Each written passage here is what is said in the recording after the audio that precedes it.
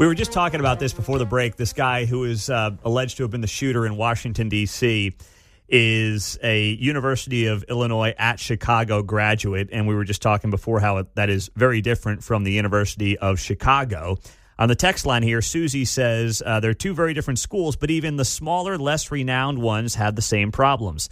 Susie writes here, size doesn't matter. So size does not matter to Susie. That is good to know. Kevin, let me ask you, you've sent, 3 kids through college? Yes. It was before these colleges really ramped up the wokeness, right? Or no? My baby girl got a pretty big dose of it at the University of Georgia. And when did she finish up? She's 20. Well, can I give her age, I guess? Yeah. She would have finished up about 8 years ago, I think. Okay. So she did get a pretty good dose of it finishing up in the late 20 She was pre-med, teens. so it was all science. Yeah. It was all that.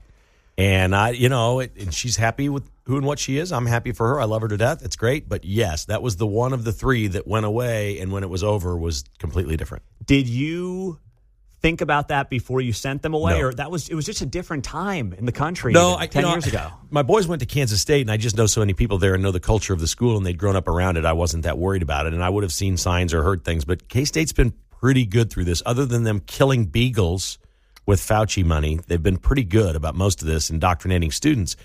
But the University of Georgia seemed an awful lot like K-State. I'm like, how much more conservative does it get than the SEC, all these other things? I think just the difference was the majors, really, for me. I mean, you get in pre-med, you get in all these science classes and stuff, and that's just a totally different thing. Well, that's what I've heard, too. It's about what you study at a lot of these schools, right? If you stay in the business school, even at KU, you got a chance. You go arts and sciences, that's where you run into some problems. Yeah, I do. I think it's driven by what you're studying more than anything, but there certainly are good schools and bad schools. What did the boys do at K-State? Were they in... I think they got pretty good at drinking beer, both of them. I don't know. They're doing great today, but I mean, if you go to... Look, you just compare the University of Illinois Chicago versus the University of Chicago. So when I went to K-State, KU was known as Harvard on the Caw, and K-State was like Manhattan Community College. It was like two different things. That's what they said. Now, truth be told, the curriculum are very much the same with all these schools in the state of Kansas, but the boys did fine. Spencer was in journalism. Cameron got into marketing and a bunch of computer tech stuff. To be honest, I can't even tell you what my son Cameron does. He tells me it's like RevOps or something. It's all in front of a screen, and it's just, that's not my world. Was he in the business school, or No. they were both in the arts and sciences, I guess, school? Yeah, arts and journalism, science, and doing all that. So Yes. and they protected him pretty well from that nonsense at K-State, and I guess they still do, from what you're hearing. I think so. I think it's pretty good there. Stan Weber's been on many times. I think he's a friend of the show and certainly a friend of mine. He's on the board of directors of the School of Business, and I know that board's conservative. So a lot of it has to do with each individual school at the university, what their board looks like. I think that's a big part of it, because they will watch for the professors that are going crazy. Mm-hmm. And it's pretty easy to see. We saw this Columbia University commencement. Did you see the lady that was speaking? And I don't know if she was the chancellor or a vice chair or something. And she was literally talking about this. I haven't even hardly followed the story. Mm-hmm. This kid that was enrolled that's been booted out of the country now. They had all the demonstrations. She's like talking this guy up at graduation. And then these kids walk out. They spent all this money, they got their degrees, and they burned them. They started burning their degrees after this woman spoke about this guy. They're like, our guy's not here. Our hero, our Palestinian hero is not here at graduation today. He's been kicked out of the country, so we're burning our diplomas. What is wrong with people? I know. It's horrible. But it's like, even my kids are 6, 4, and 1, and they're all girls, obviously. And I'm like, man, I already think about it. Like, here, I'm going to raise them for 18 years, try to instill the right values in them, and I could send them to the wrong. Now, you can't protect them forever, but you want to put them in the right position to succeed. And it's like, what does that look like? I know we're 10 years away at the earliest from that happening, but I admit I think about it sometimes. I think I'd borrow money today if I had to put my kids in private schools growing up. I just think I would. We were in the Olathe schools and had really good experiences, but I know what that board is now. Mm-hmm. I went to Shawnee Mission schools. No chance I'd let my kid go to those schools right now. We think we got all these great school districts around here. These boards are psycho, and we're trying. Some moms are stepping up. The moms are the heroes here, saying this school board is no good. We got to do this, but we're not winning the boards. Occasionally, we pick off a seat.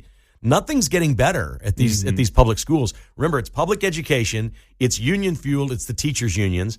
It's the Democrats. They're running all these school districts. Period. And we can see things that happen in the schools and we can slow those down and we can hold people accountable. I don't think it's out of control in a lot of the school districts around here, but places like, I think it's Lee Summit has done a great job. Do they have a board now that's 6-1 conservative? I mean, they've taken theirs completely back. This is what has to happen. We've got to take these things back. And right now, from some of the, they have these, what do they call these kids that dress up like animals? Furries? Oh, yeah, the furries. They've got them at Olathe Northwest. I had a friend whose daughter transferred out of Northwest to Olathe East because they were allowing furries to drink out of little kiddie bowls at lunch. Slurping out. No, I'm not kidding. They didn't stop her. They couldn't stop it from happening. They had a Satan club there at that school. Yeah, they did, yeah. I'm like, that's where my kids all went. No, I'd find a Catholic school right now. And I'm not overly Catholic, okay? But or a Christian school of some sort. I'd be paying for them to go to school right now. But what about college? That's where I feel like there's even more concern. Dude, we didn't even look or think about it. It was not, when they left home, they believed what their mom and dad believed. And that worked with the boys. We figured we were all okay. I don't think it started until the early maybe teens, 2012-ish, 13, somewhere in there. And that's where I think, listen, K through 12, you still have a decent amount of control as a parent, but you're right. There's a lot of problems with the school systems, no doubt about it. But then you're going to ship them out. You're going to spend a lot of money to do it, and then they're going to come back a different person and wokeified. What am I paying for here? Right? Yeah. Like the only complaint I had in Olathe schools raising my kids was I had a fourth grade teacher, one of my kids one time that was the biggest KU fan ever. You could wear KU stuff. It was all in the room. It was all, the whole thing was all KU. And I was like, come on, a little fair play in here. Kevin, we appreciate it, my man. Have a great show. Thanks, buddy. Kevin Kietzman Uncanceled, coming up 10 o'clock on KCMO 95.7 FM, streaming on the KCMO Talk Radio app.